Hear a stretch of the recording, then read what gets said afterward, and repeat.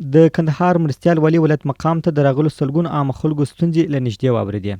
د دوشنبې په ورځ د کندهار مرستیال والي الحاج مولوي حیات الله مبارک ولایت مقام کې د ښار او ولسوالیو د زیات عامو خلکو ستونزې د حل په موخه واورېدې چې شمېر سلګونو ته رسېدی، چې پر مهال د کندهار ولایت مقام مالی او اداري رئیس مولوي محمد سلیم صابر، مولوي سلطان محمد، مولوي بخت محمد مومنیار، د مرستیال والي سکرټر مولوي حمدالله حمیم او د مرستیال والي سلاکار مولوي غوث الدین قانع هم حضور درلود. راغلو عامه خلکو لومړی خپلې ټولې ستونزې، غوښتنې، وړاندیزونه په لیکلې بڼه یو په یو او په نوبتي شکل د کندهار مرستیال والي سره شریکې کړې او له کندهار مرستیال والي څخه یې ځانګړې مننه وکړه چې د عامه خلکو ستونزې، غوښتنې، وړاندیزونه له نږدې اوري او د ولایتي ادارې دروازه د عامه خلکو پر مخ خلاصه کړې.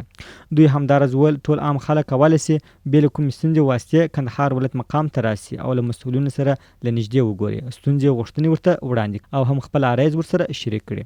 د کندهار مرستیال والي الحاج مولوي حیات الله مبارک لومړی ټولو ته ښه راغلاست ووایه او وروسته د ټولو ستونزې په نوبتي ډول خورا په دقت واورېدې او د دوی له لورې سوي عرایض یې اړوند ادارو ته احکام کړل. وروستیو کې الحاج مولوي حیات الله مبارک ویل د خلکو ستونزو غوښتنو ته رسېدل تر هر څه ورته لومړیتوب لري، ځکه ولس تېرو شلو کلونو کې سخت ځپل سوی او ټولو راغلو عامه خلکو ته یې ویل ولایتي اداره هر وخت عامه خلکو سره همکاره ده او هر څوک کولی سي خپلې ستونزې ورسره شریکې کړي او ډاډ یې وړاندې کړ چې د دوی ټولو ستونزو ته پر وخت رسېدنه کیږي.